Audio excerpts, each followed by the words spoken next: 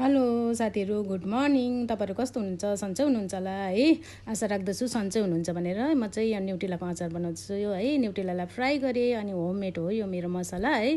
यो मसलालाई चाहिँ मैले घरमै बनाएको अनि चिल्ली पाउडर, टमाटर पोले है, अनि प्याज अनि धनियाको पत्ता अनि हेर्दै जानु होला है म कसरी बनाउँछु भनेर। तपाईँहरू पनि ट्राई गर्नुहोस् होला।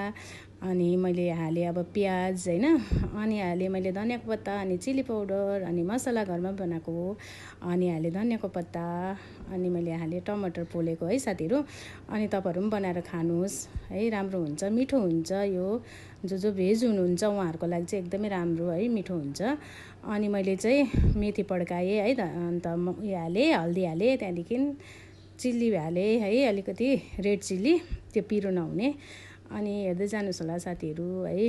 अनि चाहिँ मैले यसमा स्वादअनुसार नुन हालेँ है। तपाईँहरूले अदुवा लसुन पनि चलाउन सक्नुहुन्छ है, तेलमा फ्राई गरेर हाल्नु सक्नुहुन्छ।